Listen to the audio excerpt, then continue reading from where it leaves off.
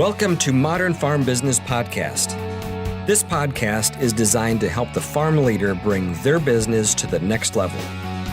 We'll cover everything from leadership and finance to strategy and planning. I'm your host, Dean Hefta. Mahalo, gracias, danke, thank you. However you say it, some of the most impactful words in our relationships are connected to appreciation.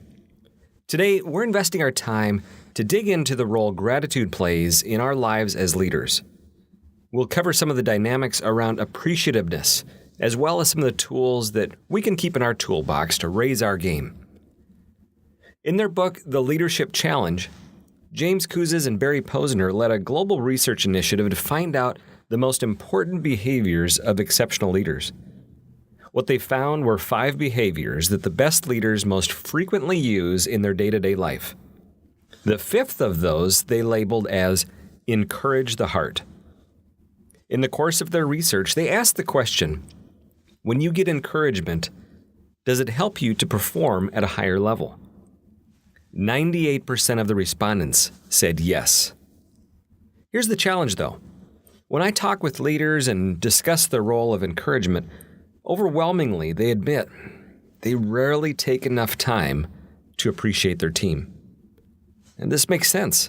Many of us in leadership roles are focused on getting things done, on overcoming hurdles, creating value, and all those things that come with the challenge of business.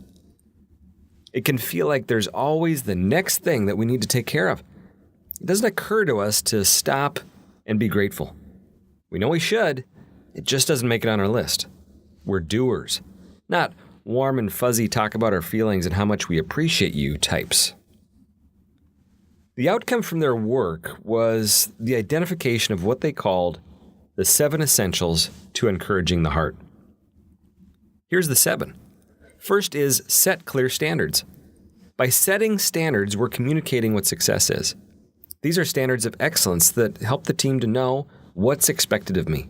When expectations are clear, now we know what can be celebrated.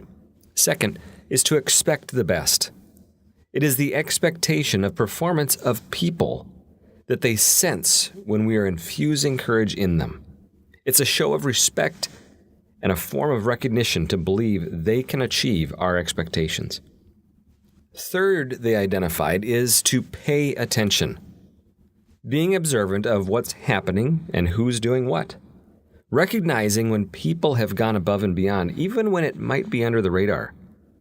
This is our opportunity to catch people doing the right thing. Fourth is to personalize recognition. In order to do this, we need to know our people. Maybe you want to recognize an employee who's been with you for 10 years. What will have more impact? A card and $500 and a quick thanks one of the mornings? Or a night on the town to his wife's favorite restaurant, a pair of concert tickets to a band you know the employee loves, and doing it at a team celebration in front of everybody? I know which one I'd pick. Next is tell the story. The best way to add meaning is to use story. If you're giving a thanks, add an illustration, an example of why you're thankful and why what they've done is so important. Sixth is to celebrate together. Let's do it in a group setting. It could be at a team meeting or maybe a dinner or just gathering everybody into the same room to share this moment. Share your appreciation either for that group or for a person in a group setting. It just adds gravity and impact. And finally, set the example. As leaders, we have to be the person who goes first. When we model the attitude of gratitude, our behavior sets the standard for others to be able to do what we're doing. This helps move the appreciation into our culture and out and beyond just us. These are great insights as we think about how we can recognize others. I want to now shift gears a bit in thinking about recognition. It's easy for us to think in terms of being thankful when something is over, but these principles apply before the event, during the activity, and after it's all done. So how can we build in gratitude and encouragement at the beginning when we're just getting things off the ground? Let's take the word encourage. Look at it. It's a combination of in and courage. To say another way, it's to give confidence. I'm giving courage. As leaders, a key practice is to give strength and confidence to our team at the beginning. By taking the time to give this support, we are showing our trust, our need, and our appreciation for their role in the team. This is the same time where we have the opportunity to add meaning to the work, to the project. It can be easy for us to know very clearly how this thing fits into the big picture of what's going on here or why it's so important to do a good job. But that doesn't mean that our team knows those same things. We have to state it. We have to say it. We can get fixated on the what and the how and forget to connect the why.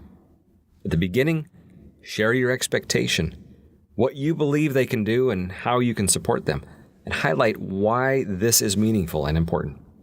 Now, what about during the project while things are going on?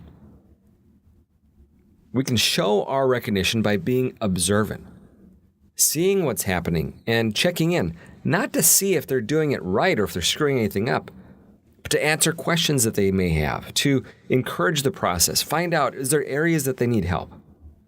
It is our behavior, the showing up, the engaging, the being present that shows that we care, and this is important. After the project, we can take the time to review what we've learned. Not everything is going to be about celebrating things that went perfectly, but even for the things that didn't go as planned, our opportunity is to foster and encourage the learning that the team should be doing. For what went well, for the things that met our high expectations, we have a responsibility to acknowledge the effort, the excellence, and the impact. For this to happen, though, we need to be clear-minded leaders knowing that this is important and we need to slow down and celebrate. As we wrap up, I want to leave you with a couple more tools. The first is called the Power Thank You. It's a 3-part structure that can make it easier for you to either write or say impactful thank yous. If you're like me, you can sit down with a thank you card and stare at it, really trying to figure out, how do I be thankful and say something well without sounding like an idiot? Here's the structure. First is to state what they did. Thank you for helping me change my flat tire. Second is to acknowledge their sacrifice. I know helping me made you late for the event you were headed to. And third is to explain the impact. Because you stopped, we were able to get our daughter to the airport on time. So, listen to the impact of this structure. Do you prefer getting a note that says, "Thanks for helping us change our tire"? It's nice to get a note. No one's going to complain about that. But how does it compare to this? "Thank you for stopping to help change our flat tire. I know it ended up making you late for your appointment, but because you stopped, we were able to get our daughter to her flight on time. Thank you." It's a little different, isn't it? The second is the Morning Gratitude Challenge. Here's my challenge to you. For an entire week, take a moment in the morning to be thankful for something. Connect it with maybe your breakfast routine or some other thing that you do every morning, and think of something or someone that you're grateful for. By starting our day with gratitude, we can be more energized, more creative, more resilient. Try it for a week. You might want to keep going. I hope there's some tools here today that you can use and put to work right away. And thank you for joining me on Modern Farm Business Podcast. I know there's many ways you could invest your time, and I appreciate you choosing us. If you're looking for leadership on your farm in the areas of markets or finance or insurance or a lot of other areas, check out Water Street Solutions at waterstreetconsulting.com. I look forward to seeing you again next week. Have a great one.